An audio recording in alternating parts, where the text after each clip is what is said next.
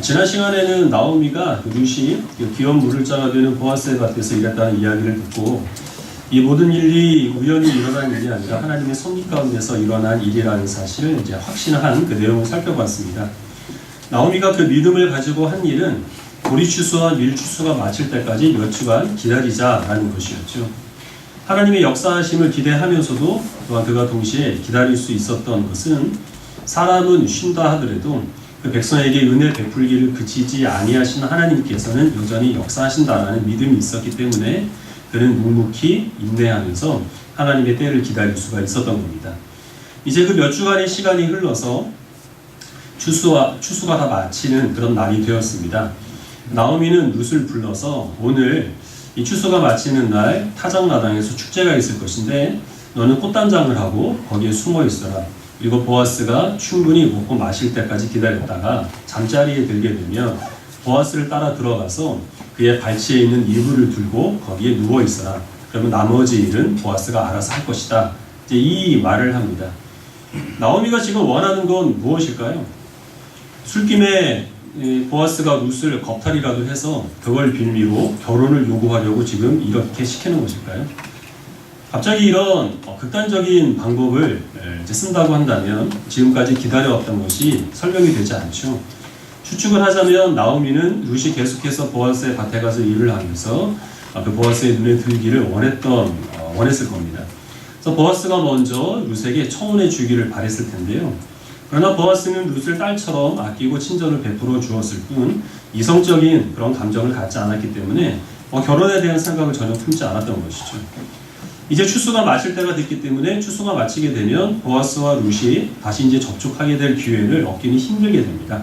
그러면 결혼하게 될 가능성은 떨어지게 되니까 나오미는 지금 바로 이제 이때가 그 보아스와 룻이 결혼할 수 있는 최후의 기회라고 생각을 해서 나름대로 이제 승부수를 던진 것이죠. 그렇다고 하더라도 이 방법은 이 과감함을 넘어서서 사실 무모합니다. 보아스가 그 청혼을 받아줄 어떤 그런 이 가능성도 사실은 보장할 수가 없는 것이고 베들레헴은 작은 마을입니다. 어느 한 사람이라도 룻이 보아스와 한 이불을 덮고 있는 것이 눈에 띄게 된다고 한다면 소문은 순식간에 온 마을에 퍼지게 될 겁니다. 그러면 룻의 그 혼사길이 막힐 뿐만 아니라 나오미와 룻이 계속해서 이 동네에 살아가기가 어려울 수 있는 그런 위험한 선택을 나오미가 한 것이죠. 이 사정을 누구보다 잘 알고 있을 나오미가 이렇게 위험한 승부수를 던졌던 그 이유는 무엇일까요? 그리고 룻도 이런 말도 안 되는 것 같은 그런 나오미의 말에 내가 어머니가 말한 대로 다 행하겠습니다 라고 순종을 하는데 나오미와 룻이 이렇게 과감하게 나올 수 있었던 근거는 무엇이겠습니까? 나름의 믿는 구석이 있었기 때문이겠죠. 나오미는 룻이 보아스 밭에 가서 일한 것이 자기 가정에 은혜를 베풀어 주시려는 하나님의 섭리라는 사실을 알고 있었습니다. 그래서 이런 무모한 방법을 쓴다고 하더라도 하나님께서는 룻과 보아스를 결혼으로 연결시켜 주실 것이라는 나름의 확신이 있었던 것이죠. 만약에 그것이 받아들여지지 않는다고 하더라도 그러나 이제 그 가정에 벌 주시지 아니하시고 복을 허락하실 하나님의 은혜를 그가 믿었기 때문에 또 다른 방법으로 하나님께서 인도하여 주실 것을 믿고 사람이 생각하기에는 무모해 보이는 이런 방법을 계획을 세운 것이고 그 계획에 따라서 그것을 또한 실천에 옮길 수가 있었던 겁니다. 그리스도인들이 신앙생활을 하면서 어렵게 여겨지는 것 중에 하나가 하나님의 주권과 사람의 책임 사이의 경계입니다. 도대체 어디까지가 하나님께서 주권적으로 알아서 하시는 것이고 어디서부터 우리가 책임을 져야 하는 것인가 라는 거죠. 우리 신자의 구원이 하나님의 전적인 은혜로 말미암아 이루어지는 것인지 그렇지 않으면 우리의 그 결단의 산물인지 그리고 또 세상에서 일어나는 크고 작은 일들 특히 그 가운데 있는 비극적이고 또 악한 일들에 대해서 하나님께서 그러한 것들도 일으키시는 것인지 아니면 그것은 다만 사람의 죄값으로 말미암아 발생하는 그런 비극적인 것인지 그것을 판단하기는 어렵습니다. 그리고 그 경계를 어디에 정하느냐에 따라 이 교파가 갈라지게 되죠. 사람의 그 책임에 더 많은 중점을 둔 그런 교파는 가톨릭이나 아니면 감리교, 성결교, 순복음 이런 것인데요. 그러한 곳에서는 하나님께서는 다만 기회를 제공하실 뿐 모든 결정권은 사람에게 있다 이렇게 주장을 합니다. 그에 비해서 우리 장로교는 하나님의 주권을 인간의 책임보다 더 우선순위에 둡니다. 우리들이 구원을 받은 것은 창세전부터 우리를 구원하시기로 하나님께서 작정하신 계획에 의하여서 우리는 구원을 받은 것이기 때문에 아무리 우리가 하나님께서 우리를 구원하시려는 그 손길이 싫어서 거부한다 하더라도 하나님께서 구원하시기로 작정한 사람은 반드시 구원을 받는다라는 게 우리 장로교의 신앙 고백입니다. 세상에서 일어나는 악한 일을 하나님께서 직접적으로 그 일을 행하지 않으신다고 하더라도 그러나 하나님께서는 그것을 하나님의 섭리 가운데서 허용하십니다. 다만 그 악한 일을 하나님께서는 선으로 바꾸셔서 하나님의 일을 이루도록 역사하신다는 것이 우리 장로교의 또 신앙 고백이죠. 우리가 이런 신앙 고백을 가지는 이유는 그것이 우리가 이해하기가 쉽고 사람들에게 설득하기가 용이하기 때문이 아니라 성경이 그것을 주장하고 있기 때문에 성경 말씀을 있는 그대로 받아들인 결과 그런 신앙 고백을 우리가 하게 되는 것입니다. 이런 하나님의 주권을 인정하는 교리를 많은 사람들은 부인하거나 또 그것을 거부하고 있는데 그렇게 되는 이유는 하나님의 주권을 강조할수록 사람이 게을러진다라는 이유 때문이죠. 실제로 18세기의 영국의 극단적인 칼빈주의자들은 선교사들을 비웃었습니다. 하나님께서 알아서 다 그 죄인들을 구원하실 텐데 왜 저 사람들은 저렇게 사서 고생하느냐 하는 이유였고요. 오늘날 구원파라고 하는 이단은 이 하나님의 주권 교리를 잘못 적용한 결과 발생한 이단입니다. 우리는 그래서 하나님의 주권에 대한 교리를 잘 이해를 하고 있어야 하는데요. 하나님께서 택하신 자를 구원하신다라는 이 신앙 고백이 갖고 있는 의미는 하나님께서 구원하실 사람을 하나님이 알아서 구원하시니까 우리는 전도할 필요가 없다라는 것이 아니라 나의 구원이 나의 공로나 나의 결단의 산물이 아니라 하나님께서 무조건적으로 나에게 베풀어 주신 은혜이기 때문에 우리들은 오직 내가 신자 됨으로 인하여서 하나님께 감사를 드려야 한다. 구원받은 하나님의 백성이라는 나의 신분이 결코 나의 자랑이 될 수 없다라는 것입니다. 하나님께서 또 누구를 구원하실지 우리가 그것을 알 수 없기 때문에 내가 생각하기에 이 사람은 정말 구원받을 만한 사람이다라는 그런 사람에게만 가서 복음을 전해서는 안 되는 겁니다.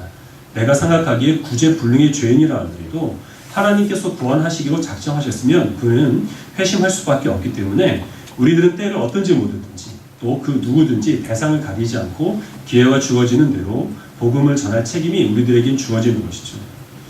하나님께서 세상에 일어나는 악한 일을 통하여서도 주의 뜻을 이루어 가신다는 것이 그래서 우리 신자들이 마음 놓고 죄를 저지러도 된다는 그러한 우리의 나태함의 근거가 될 수는 없습니다. 하나님께서 구원하신 주의 백성은 구원받은 주의 백성다운 삶의 열매가 그의 성품과 인격과 행동과 말을 통하여서 드러날 수밖에 없습니다. 하나님께서는 악한 자를 통해서도 역사하시지만 그러나 그 악한 자는 그가 하나님의 뜻을 이루었음에도 불구하고 그 악한 일에 대한 대가는 치르게 될 수밖에 없습니다.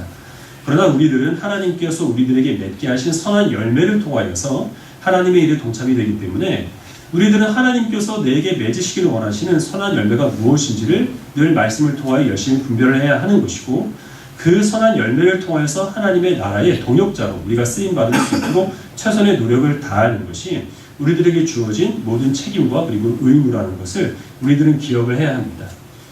많은 사람들이 이야기하기를 오늘날 그리스도인들, 기독교의 문제는 사람들이 아는 것이 많아서 말은 많이 하지만 도무지 그 실천이 따르지 않는다 이렇게 얘기를 하죠.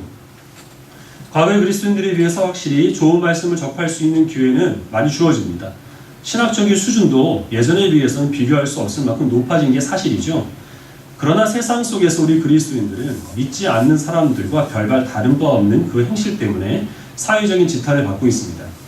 교회 안에서도 우리 전 세대 그리스도인들과 비교해 봤을 때 전도, 기도, 또 헌신, 봉사 이런 것들을 보면 실천적인 그런 요소들이 많이 부족한 것이 사실이죠. 그러면 과연 이러한 그 행함이 부족한 문제가 믿음은 좋고 아는 것은 많지만 그 믿음을 뒷받침해주는 어떤 행동의 결실이 없기 때문인가? 이 부분에 대해서는 우리가 조금 더 회의적으로 생각해 볼 필요가 있습니다. 왜냐하면 우리들에게 있어서 실천의 열매가 보이지 않는 이유는 믿음은 좋은데 그것이 실천으로 연결되지 않는 것이 아니라 애초에 그 실천을 열매로 맺을 믿음과 그리고 지식이 우리에게 없기 때문에 행함이라고 하는 열매도 우리의 삶 속에서 보이지 않는 것일 수 있기 때문입니다.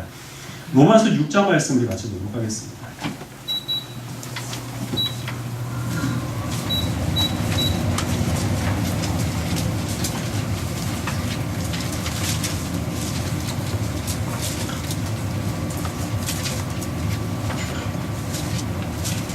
신약성경 246페이지 로마서 6장 1절부터 11절까지 말씀을 저하고 여러분하고 한 절씩 교독하겠습니다. 6장 1절을 제가 먼저 읽겠습니다. 그런즉 우리가 무슨 말을 하리요? 은혜를 더하게 하려고 죄에 거하겠느냐?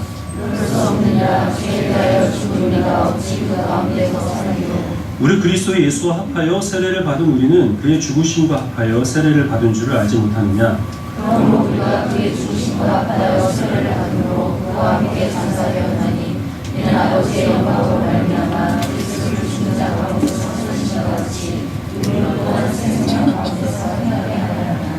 만일 우리가 그의 죽으심과 같은 모양으로 연합한 자가 되었으면 또한 그의 부활과 같은 모양으로 연합한 자도 되리라.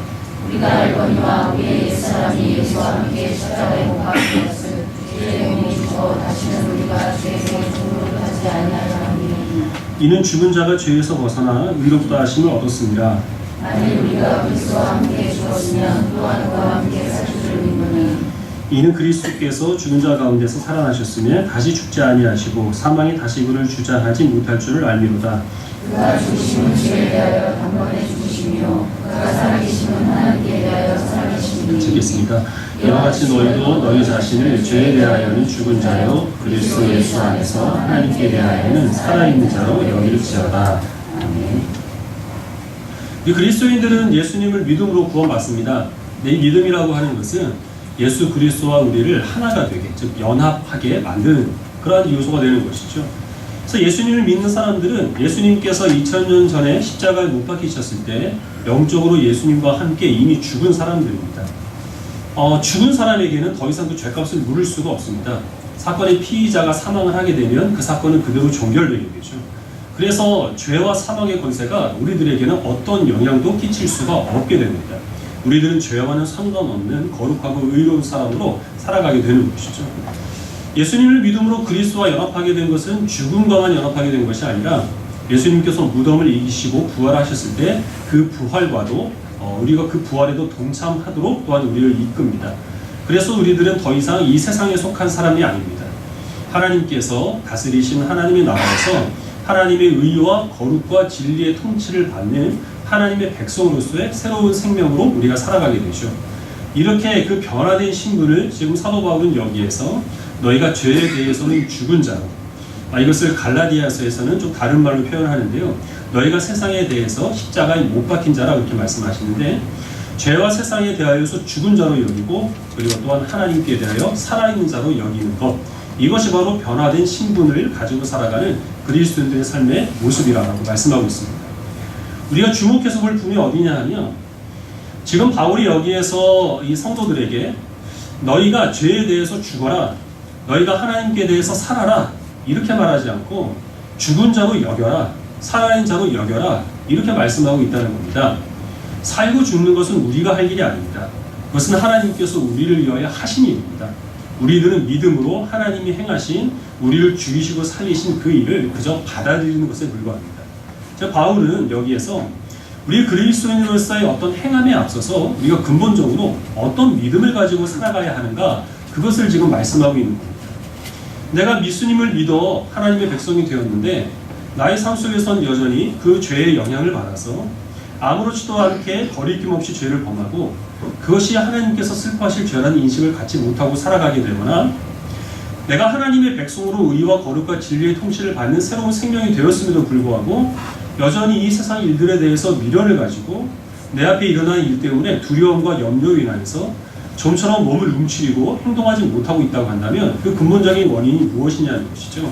그것은 우리 자신을 죄에 대해서 죽은 자로 여기지를 못하기 때문에, 하나님께 대하여 살아있는 자로 여기는 그 믿음이 없기 때문에 이런 행함에 대한 열매가 없다는 것입니다. 이 믿음이 있다고 한다면 우리들은 죄와 상관없는 거룩한 모습으로 하나님 앞에 의롭게 살아가게 될 것이고, 이 세상과 상관이 없는 사람이기 때문에 미련과 집착을 갖지 않고 하나님이 주신 소망에 따라서 여러 가지 염려와 두려움을 이기고 담대하게 이겨 승리할 수 있는 성도로서의 그 본분을 갖추게 되는 것입니다. 말로 이렇게 설명하니까 복잡하고 어렵죠. 나오미와 룻의 삶을 보면 간단하게 우리는 그것을 이해를 할 수가 있습니다. 나오미와 룻은 하나님께서 자신의 삶을 주장하신다는 믿음이 있었습니다. 그 믿음이 있었기 때문에 하나님의 때를 우리가 지난주에 살펴본 것처럼 기다릴 수가 있었죠. 그러나 하나님이 정하신 때가 왔다라는 생각이 드니 이 라오미와 룻이 어떤 행동을 취합니까? 하나님이 알아서 다 하시겠지라고 하면서 입을 뚫뚫 말고 방안을 뒹굴뒹굴하며 시간을 허비하지 않았다는 것입니다. 사람들이 눈에 띄면 망신을 당할 것을 그들이 알면서도 그 위험을 감수하면서 용기 있게 보아스에게 접근했던 것이 이 나오미와 룻이 갖고 있었던 하나님의 주권을 인정하는 그 믿음이 결실을 맺게 된 행동으로 이어지게 된 것이죠.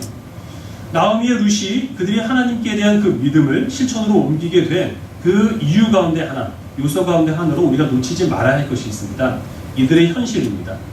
나오미와 룻은 남편을 잃고 아들도 없고 소망이 없는 과부의 신세가 되었습니다.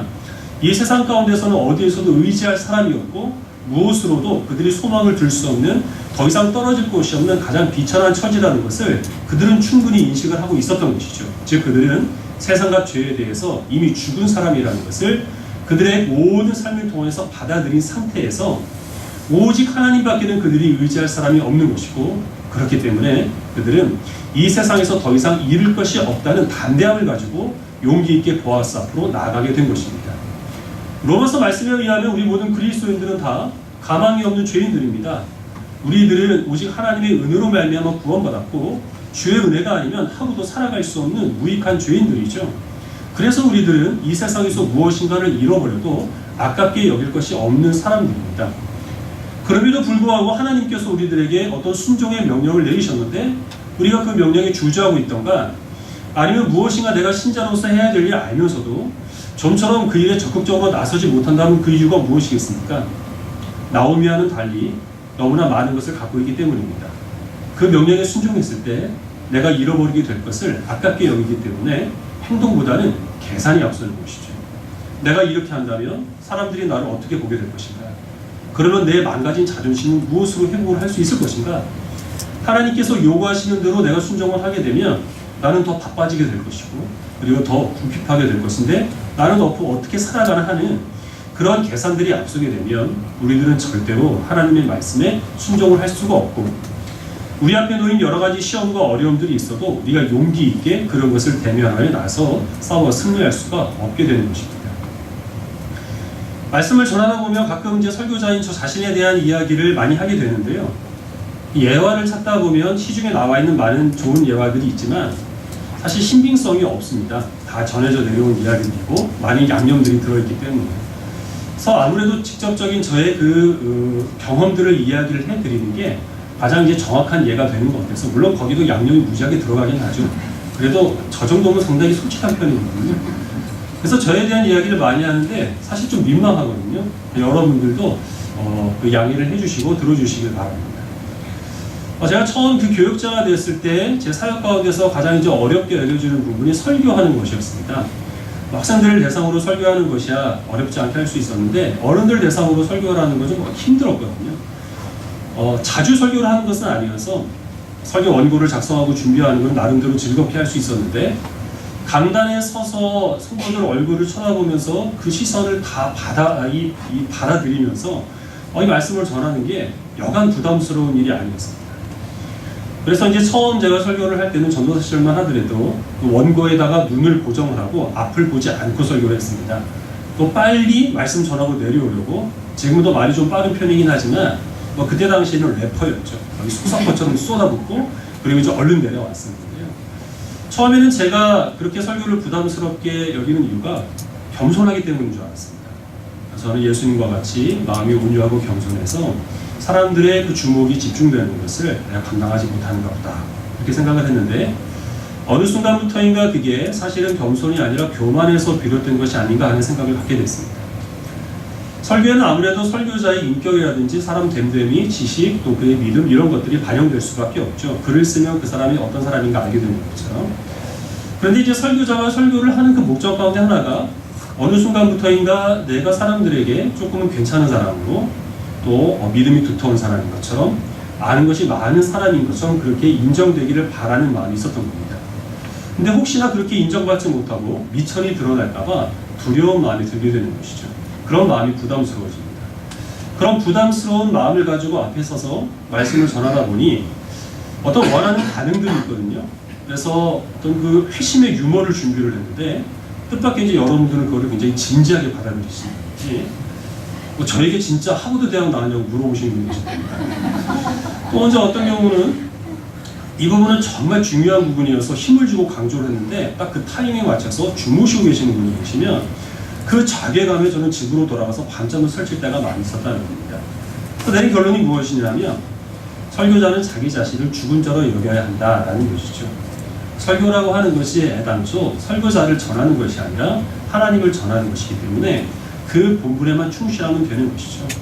설교를 통해서 드러날 것은 설교자의 능력이나 지식이 아니라 하나님의 그 권능과 그리고 하나님의 한없는 사랑과 은혜, 이것을 드러내면 그것으로 충분한 겁니다. 그 사명을 잘 감당을 했을 때 그 뒤에 일은 하나님께서 책임져 주실 것이기 때문에 어떤 반응이 있든지 또 거기에 대해서 성도들이 어떤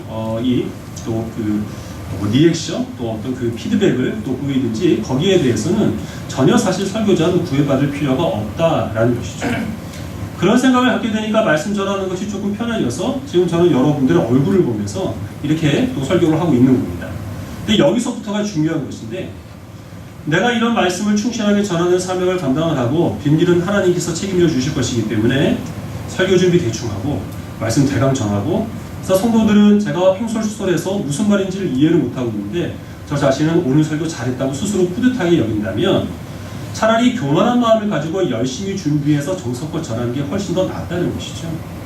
설교자의 본분은 최선을 다하여서 본문에 있는 메시지를 명료하게 성도들에게 잘 전달하기 위해서 힘쓰는 것이고 다만 그 뒤에 있는 일들을 하나님께 맡겨드리는 마음으로 평안하게 말씀 전하고 그 다음 말씀을 전할 준비를 갖추는 것, 그것이 설교자로서의 바람직한 자세입니다.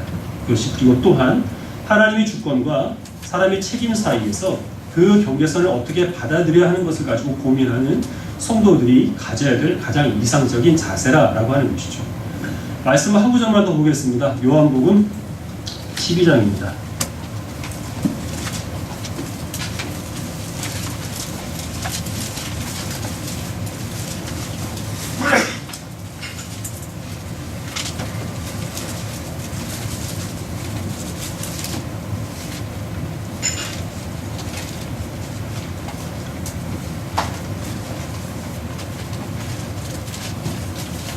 요한복음 12장 24절 한 절 말씀만 같이 보겠습니다.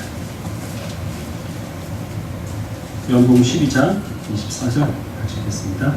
시작. 내가 진실로 진실로 너희에게 이르노니 하나의 잎이 땅에 떨어져 죽지 아니하면 하나의 그대로 있고 죽으면 많은 열매를 맺느니라. 예수님께서 이 땅 가운데 오실 때 하나님의 아들로서의 모든 영광과 권세를 다 버리시고 하늘의 밀과 같은 모습으로 오셨습니다. 밀알 알갱이를 소중히 여기는 사람은 없죠. 예수님께서 세상에서 사람들의 많은 모욕과 핍박을 받으셨습니다. 그리고 밀알이 썩어지는 것과 같이 예수님께서는 십자가에서 죽으셨습니다. 근데 그 예수님의 죽으심과 희생을 통하여서 예수님은 많은 하나님의 백성들을 구원하셨고 지금 이 순간에도 그 예수님의 핏값으로 세우신 교회를 통하여서 예수님께서는 하나님의 아들로서 영광과 경배와 찬송을 지금 받고 계시죠. 그리고 그 예수님께서는 그 자리로 모든 그리스도인들을 불러 인도하고 계십니다. 나오미와 루시 이런 하나의 밀과 같은 모습으로 하나님께 부름받았습니다. 소망이 없는 과부의 모습으로 그들은 부름받았습니다. 그들은 하나님 앞에서 자신이 전혀 소망이 없는 무능한 연약한 죄인이라는 사실을 알았고 그래서 오직 하나님만을 의지했습니다. 더 이상 세상에 이룰 것이 없었기 때문에 그들은 하나님의 뜻에 따라 즉각적으로 그리고 용기 있게 순종할 수 있었고 그들의 그 헌신을 통하여서 하나님께서는 그들을 다윗과 예수 그리스도의 조상이 되는 열매를 맺게 하셨습니다. 초대교회 성도들이 많은 핍박 가운데서도 목숨을 걸고 복음을 전했고 그들 자신도 궁핍했지만 그럼에도 불구하고 자신의 소유를 사도들의 발 앞에 내려놓는 헌신된 모습을 보일 수 있었던 이유는 자기 자신을 죄에 대해서 세상에 대해서 죽은 자요 하나님께 대해서 산 자로 여기는 믿음이 있었기 때문입니다. 바울은 그 자신이 예수 그리스도를 만나기 전에 그리스도인들을 핍박을 했던 죄인의 괴수라는 사실을 잘 알았기 때문에 그가 사도로서 여러 가지 일을 행했지만 결국 그것을 자랑하지 않고 오직 하나님께서 베풀어 주신 은혜만을 자랑했습니다. 로마 시민권, 바리새인 이런 그들에게 주어진 모든 특권들을 그는 배설물처럼 여기고 오직 주님께서 그에게 주신 복음 전하는 사명을 죽기까지 충성스럽게 감당을 할 수 있었습니다.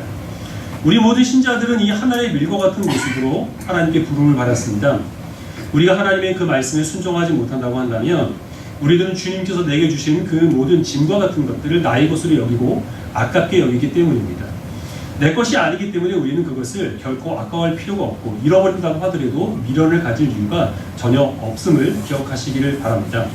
오직 하나님께서는 오히려 그렇게 우리가 하나님의 뜻에 따라 용기 있게 세상과 맞서고 신자된 그 본분을 감당하기 위해서 우리가 또한 행하는 모든 수고들을 통하여서 역사하시며 그것들로 말미암아 풍성한 열매를 맺는다는 사실을 기억하시고 주님께서 우리들에게 무엇인가를 요구하실 때 주저하지 마시고 순종하시고 그리고 또한 그것이 우리들에게 여러 가지 많은 피해와 그리고 또 손해를 요구한다 하더라도 결코 그것에 우리가 구애받지 않고 용기 있게 하나님 앞에 헌신할 수 있는 주의 백성들이 되는 것이 하나님께서 우리들에게 원하시는 성도로서의 삶의 모든 모습이라는 사실을 기억하시길 바랍니다. 여러분들은 어떻게 신앙생활을 하고 있습니까? 나오미와 룻과 같이 사람들의 시선 개의치 않고 하나님의 때가 왔다고 한다면 담대하고 용기 있게 세상과 맞서고 있나요? 그렇지 않으면 좀처럼 세상을 두려워하고 그리고 또한 많은 염려로 인하여서 몸을 움츠리기만 할 뿐 행동으로 옮기지는 못하고 있습니까? 여러분 주변에 믿지 않는 사람이 있을 때 그 사람에 대해서 우리가 쉽게 접근하거나 복음을 전하지 못한다고 한다면 시간이 없기 때문인가요? 그렇지 않으면 나의 이 미련한 전도를 통하여서 택하신 자를 구원하시는 하나님의 능력을 믿지 못하기 때문입니까? 그것도 아니라면 혹시라도 내가 전도했다가 거절당했을 때 내 자존심에 상처를 받을까봐 그것이 아까워서 우리는 쉽게 전도를 하지 못하고 있는 것인가요? 여러 사람들의 시선이 우리들에게 집중될 때 그때 내가 그리스도인이라는 사실을 공개적으로 드러내지 못하고 신자된 본분이 무엇인지를 알면서도 하나님의 말씀에 우리가 쉽게 순종하지 못하고 교회 안에서만 신자처럼 살아가고 있다면 그런 우리가 신자로서 감당하게 되는 손해와 그리고 여러 가지 이 우리들의 모든 수고들을 우리가 그것을 견뎌낼 만한 여력이 없기 때문입니까? 그렇지 않으면 내가 신자로서 감당하게 되는 모든 수고와 그리고 손해를 하나님께서 반드시 갚아주실 것이라는 확신이 없기 때문입니까?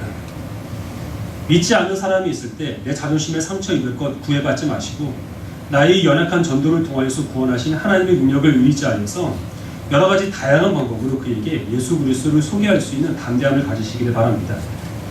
많은 사람들이 우리를 지켜보고 있는 곳에서 그곳에서도 우리들은 내가 그리스도인이라는 사실을 부끄러움 없이 드러내시고 식사할 때가 되면 식당에서 식사를 한다 하더라도 어김없이 우리들은 내게 주신 그 양식을 하나님께서 주신 것으로 여겨 감사하는 마음으로 식사를 한다는 사실을 기도를 통해서 드러내시는 성도들이 되시기를 바랍니다. 신자이기 때문에 그리스도인이기 때문에 정직하고 성실하게 살아가야 되는데 그것이 세상에서 우리들에게 어떤 보상을 반드시 보장해 주지는 않습니다. 그럼에도 불구하고 많은 열매로 우리들에게 갚아주실 하나님의 풍성한 은혜를 의지하여서 거룩하고 정직하고 그리고 또한 의와 진리와 거룩을 추구하시는 신자로서의 본분을 우리가 외면하지 않고 용기 있게 그것을 감당하며 살아갈 수 있는 그리스도인들이 되시기를 바랍니다. 이러한 모든 일들이 가능하기 위해서는 믿음이 필요합니다. 우리 자신을 죄와 세상에 대해서는 죽은 자로 하나님께 대해서는 살아있는 자로 여기는 믿음을 하나님께 구하시기 바랍니다. 그 믿음이 요구하는 대로 용기 있게 실천하여서 우리의 행함으로 말미암아 그 믿음을 입증하시는 지혜로운 성도들이 되시기를 주님의 이름으로 축원합니다. 기도하겠습니다.